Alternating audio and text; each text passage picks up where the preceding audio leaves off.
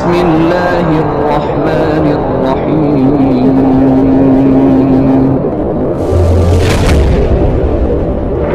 يا أيها الذين آمنوا ادخلوا في السلم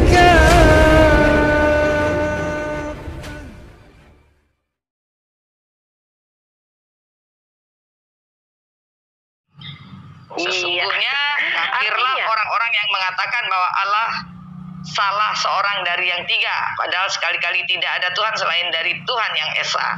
Jika mereka tidak berhenti dari apa yang mereka katakan itu, pasti orang-orang yang kafir di antara mereka akan ditimpa siksaan yang pedih.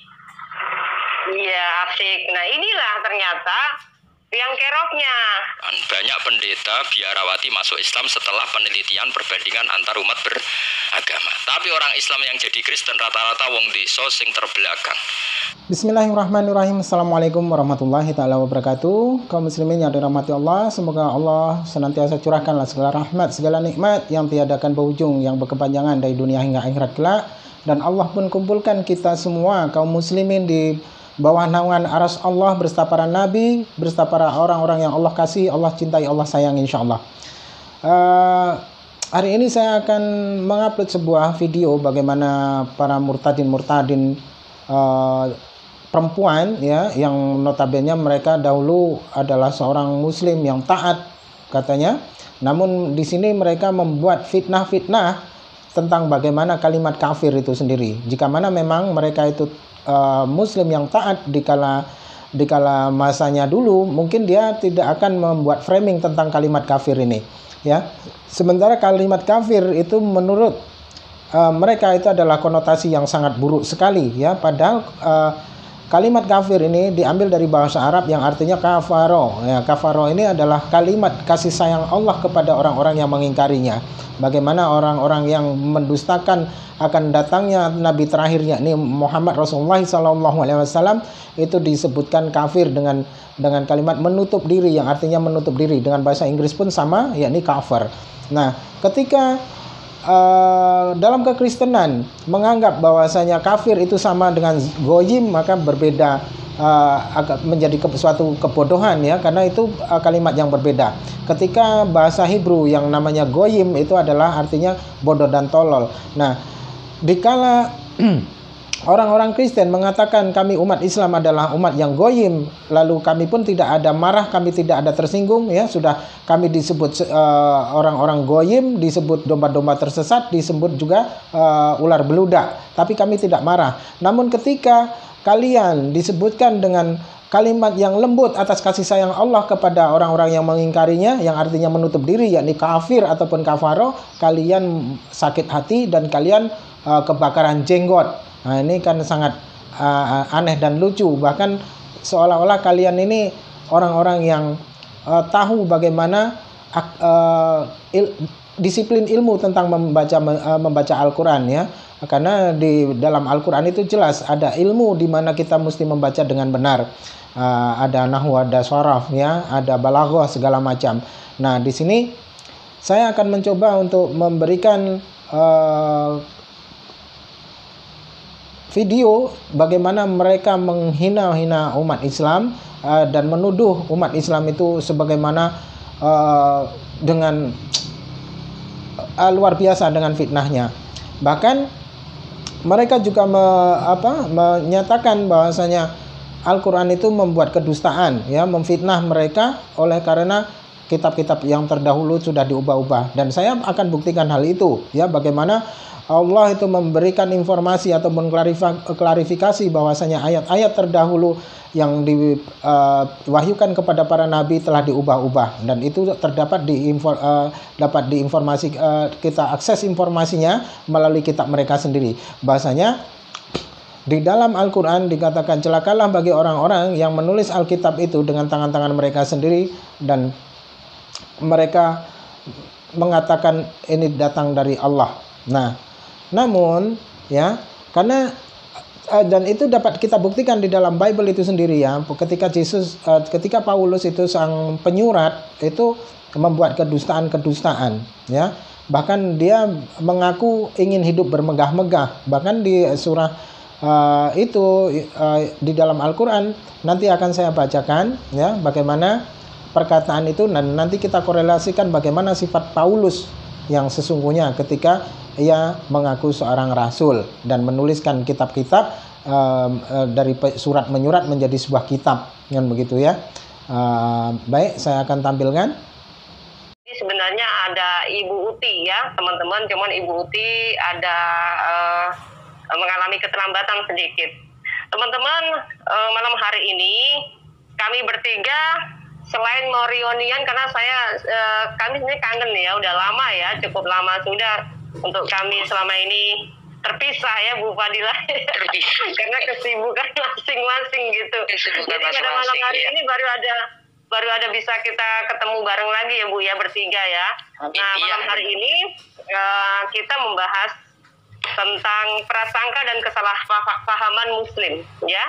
Jadi teman-teman Muslim ini bukan hanya karakter mereka dan memang kiat yang mereka lakukan, tetapi memang sebenarnya di dalam Quran sendiri memang ada banyak prasangka yang disalahpahami oleh Al-Quran terhadap kekristenan. Nah ini entah kenapa, kalau memang benar bahwa Al-Quran adalah wahyu daripada Tuhan yang juga telah memberikan kitab terdahulu sebelum Quran, kenapa kok justru isinya hanya malah menuduh tuduh-tuduhan gitu ya.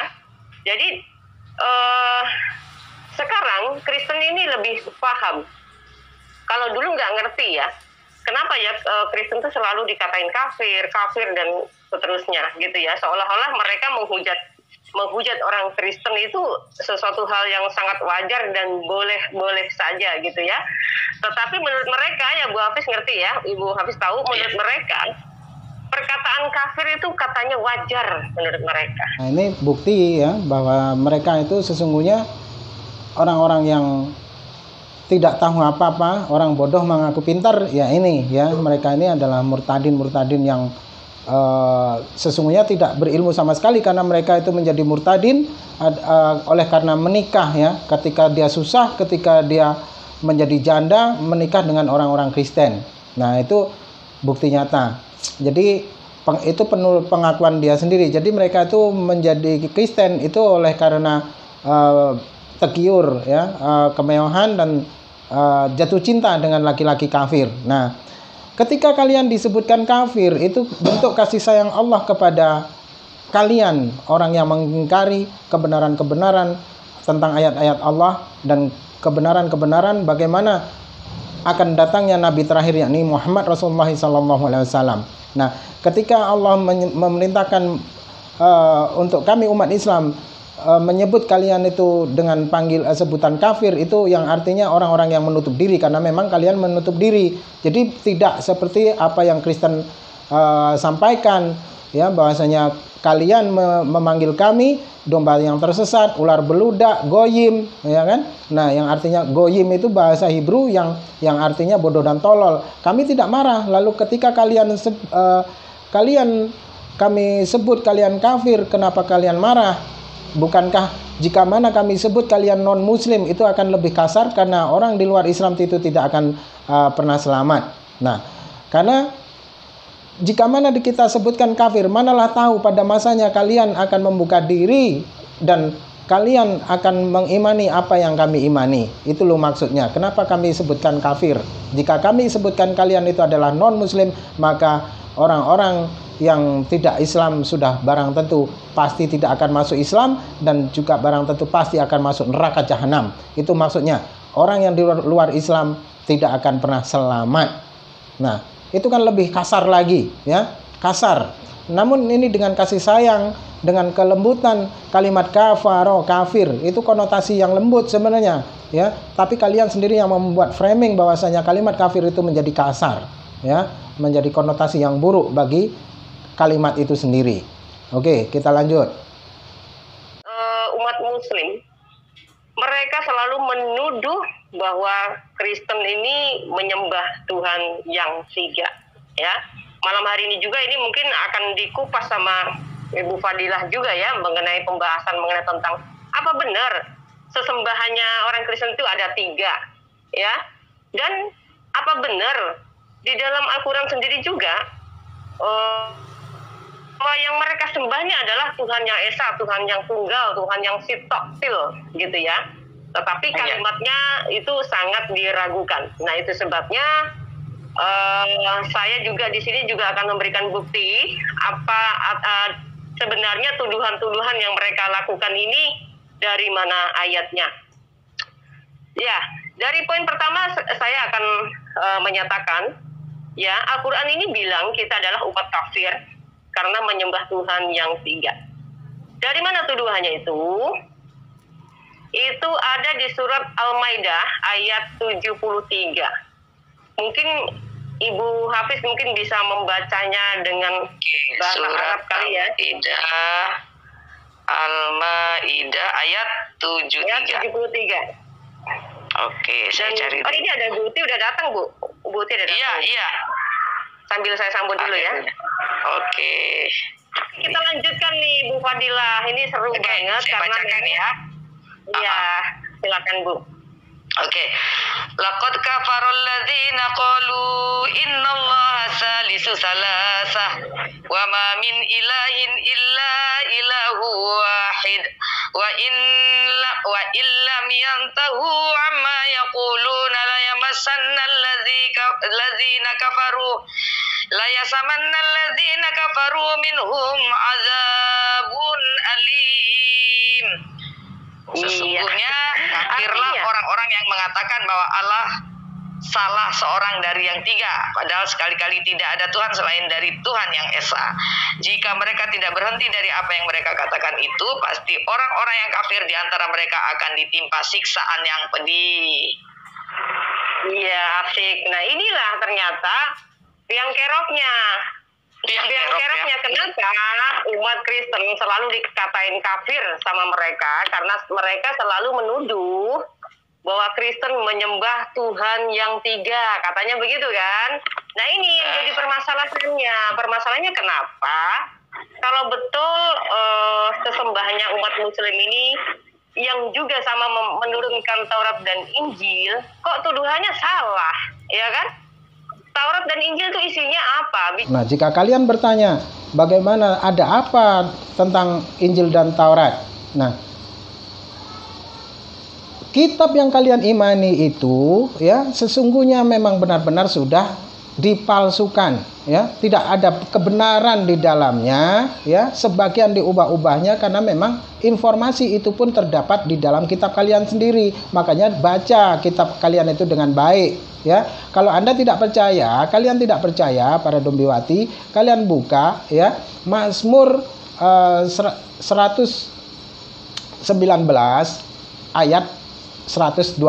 Itu jelas di sana ya, bahasanya kitab Taurat Musa sudah diubah-ubah, dirombak-rombaknya, ya kan? Dan di Yeremia 8 ayat 8 itu pun jelas bahwasanya pena palsu telah mengubah ayat-ayat itu menjadi bohong. Nah, sementara penyurat-penyurat itu ya dengan pena palsu dan menjadikan ayat-ayat itu menjadi bohong, itu juga terbukti karena memang Paulus itu tukang menyurat. Karena Paulus sendiri mengatakan bahwasanya dia ingin bermegah-megah ya. Jika oleh karena dustaku. Nah, jika oleh karena dustaku kemuliaan Tuhan menjadi melimpah, mengapa aku mesti dihakimi lagi sebagai orang yang berdosa? Nah, masa iya kemuliaan Tuhan dibangun dengan kedustaan? Ya tidak benar lah. Segala sesuatu itu mesti ada dalil, mesti ada pewahyuan. Nah, memangnya atas perintah siapa, punya wewenang apa Paulus itu mengubah-ubah ayat-ayat Allah itu, ya? Dan mengubah hukum-hukum Taurat, bagaimana Yesus itu mewajibkan orang harus taat kepada hukum Taurat, di mana kaumnya Bani Israel itu harus taat kepada kitab Musa. Nah, datang si Paulus membatalkan semuanya. Yang memakan babi tadinya haram jadi tidak haram, semuanya diperbolehkan. Kan aneh ini. Sedangkan Paulus sendiri bukan orang Yahudi, dia hanya berpura-pura sebagai orang Yahudi yang hidup di bawah hukum Taurat. Itu pernyataan dia sendiri, pernyataan Paulus sendiri. Dombiwati. Lanjut. Bicara mengenai tentang Tuhan Esa yang bagaimana, kan gitu. Benar. Ya kan? Nah, di Quran sendiri, ini tadi barusan juga disebut katanya Tuhan yang Esa. Ya, Tuhan selain dari Tuhan yang Esa. Tetapi kalimatnya juga di dalam Quran sendiri ini membingungkan. Kalau benar sesembahan mereka ini hanya tunggal atau satu atau esa yang dikatakan satu toktil tunggal, kenapa juga harus kalimatnya ini banyak mengalami tidak menunjukkan keesaannya, tidak menunjukkan ketunggalannya, tetapi malah lebih banyak gitu daripada tiga malah, ya kan? Karena apa? Kalimatnya banyak menggunakan kami, ya dari tafsiran nahnu ya Bu ya, dari bahasa Arabnya nahnu itu kan menunjuk kepada kami. Artinya kalau kami ini dia bukan hanya menunjuk tiga, tetapi banyak. Kami itu dia. Kami itu subjek, jadi subjek itu pelakunya ada tiga. Kalau kita objek lebih dari satu. Nah ini orang yang tidak tahu disiplin, ya, tidak tahu disiplin ilmu di dalam baca Al-Quran, dalam bahasa Quran itu sok tahu akhirnya seperti ini, sesat, ya. Nah ini yang bikin kita tertawa jadinya. Jika mana memang Tuhan itu lebih dari satu, ya, tentu Musa mengajarkan dan Daud mengajarkan, Salomo mengajarkan, Yeremia mengajarkan. Toh bukti nyata para nabi tidak mengajarkan bahwasanya Tuhan itu lebih dari satu, itu tidak ada. Dan kalian tahu apa itu arti esa yang bahasa Indonesia mengkutip dari bahasa Jawa Sangsekerta, bahasa Jawa kuno, bahasa Jawa Sangsekerta kuno yang artinya tunggal, satu. Nah, dalam penyebutan dalam Al-Quran disebut kami, ya, kami itu adalah penegasan bagaimana Allah itu mempunyai kekuasaan meliputi langit dan bumi. Itu namanya, makanya Allah berkata kami itu meliputi. Jika mana kami harus menjadi banyak, maka orang-orang Cirebon itu mengatakan dirinya sendiri, ya, secara perorangan itu kami dan kita. Nah, ada kita, ada kami, padahal di situ sendiri tidak jamak. Nah, di sini kebodohan-kebodohan yang dilakukan oleh murtadin-murtadin murtadin yang tadinya sengsara, ya kan, menikah dengan orang Kristen, akhirnya seperti ini, ya. Nah, hendaklah manusia itu berilmu, ya. Ilmu itu utama, ilmu itu segalanya. Bagaimana ilmu duniawi, bagaimana ilmu tentang akhirat, ya. Jika mana kita berilmu di dalam dunia tentang keduniaan, maka kita akan dapat mencapai segala sesuatu apa yang kita ingini, ya, dan dunia itu akan tunduk kepada kita. Bagaimana kita mempunyai ilmu dalam segala hal, dalam perdagangan, dalam bisnis, dalam segala hal, ya, itu ilmu dunia. Nah, namun untuk ilmu akhirat itu ada disiplin yang harus diikuti. Bagaimana manusia itu harus mempunyai ilmu tentang ketauhidan, tentang keagamaan, tentang apa yang menjadi petunjuk para nabi yang ditunjukkan oleh para nabi. Nah, di situ. Jadi kalau tidak tahu Al-Quran, jangan mengkritisi Al-Quran. Memangnya kalian tahu bahasa Arab itu seperti apa grammar dan kosakatanya, ya? Nah, kalian menganggap Tuhan Islam itu lebih dari satu. Jika mana Tuhan Islam itu lebih dari satu, otomatis para ulama-ulama, para nabi itu menjadikan Tuhan itu lebih dari satu. Toh bukti nyata tidak, ya. Dalam bahasa Arab itu memang tidak dapat dijangkau, ya, grammar dan kosakatanya itu dengan bahasa Indonesia tidak dapat menjangkau secara sempurna grammar dan kosakatanya. Makanya di situ, ya, disebutkan kami, padahal kalimat yang ada di dalam Al-Quran itu sendiri artinya penegasan bagaimana kekuasaan Allah itu meliputi langit dan bumi.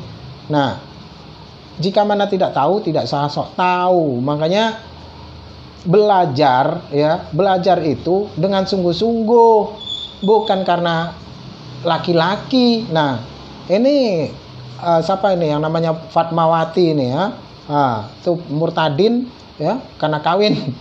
Murtad karena kawin sama satpam Kristen. Diajaki berdebat tidak berani, diundang tidak mau, Didatangi tidak berani, beraninya cuma keluar-keluar di medsos. Nah, tai kucing, tidak seperti kami para mu'alaf, berani menghadapi segala sesuatu tantangan di dunia nyata sekalipun, kami tetap berani. Nah, mendebat kalian itu cukup dengan berapa ayat saja kalian itu sebenarnya terkapar, tapi kalian itu hanya sok menang, gaya-gaya sok menutupi malu dengan gaya-gaya ngototnya, padahal blundar di situ, ya, tidak pernah ada ilmiah. Nah, contoh saja ketika kau didebat di room yang kau buat, kau hanya bisa ngeles dan mengejar-ngejar, bertanya-tanya, ditanya takut. Begitu dijelaskan, orang lagi menjelaskan, kau sudah nyerocos saja mulutnya, membuyarkan konsentrasi lawan debat. Tidak bisa begitu, itu tandanya kau bodoh. Nah, seperti Uniwati Wena, pendeta Utiwani Wena, ya, kau pernah menghujat-hujat. Aku tantang pun di Geraha Mu'alaf kau tidak berani. Malah kabur, menghilang.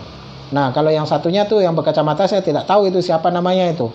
Aduh, kayaknya bukan main, ya. Oke lah, para kaum muslimin, ya, para hamba Allah, bentengi akidah keluarga kalian, ya. Bimbing anak-anak kalian, bangun karakter anak-anak kalian menjadi anak-anak yang tangguh, anak-anak yang saleh, ya. Berikan mereka ilmu dunia akhirat, ya. Berikan mereka ilmu tentang bagaimana dunia itu mesti digenggaman tangan, ya. Dan jadikanlah mereka itu anak-anak yang tangguh untuk menghadapi hidup ini supaya kelak selamat, ya. Karena sesungguhnya kemiskinan itu sangat dekat dengan kekufuran, sangat dekat dengan kekafiran. Itu orang bodoh tapi tidak tahan susah, ya. Orang bodoh tidak mau susah. Nah, itu makanya. Jadi carikanlah anak-anak kita ilmu, ya, setinggi-tingginya selagi dia mau, selagi sebagai orang tua itu mampu. Nah, agar dapat tangguh dalam menghadapi hidup, dapat tangguh dalam segala ujian, dan mereka akan dapat menggenggam dunia dengan mudah apabila mereka berilmu, ya. Itu tentang ilmu keduniaan.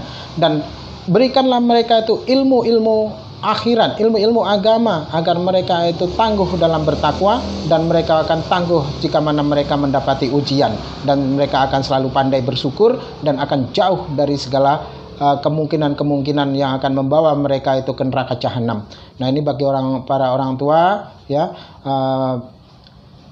Bentengi anak-anak kita, bentengi keluarga kita, ya, dengan ilmu dunia yang mumpuni, ilmu akhirat juga yang tangguh, yang hebat, supaya mereka tuh dapat selamat dari azab api neraka. Demikian yang dapat saya sampaikan. Wassalamualaikum warahmatullahi taala wabarakatuh. Bismillahirrahmanirrahim.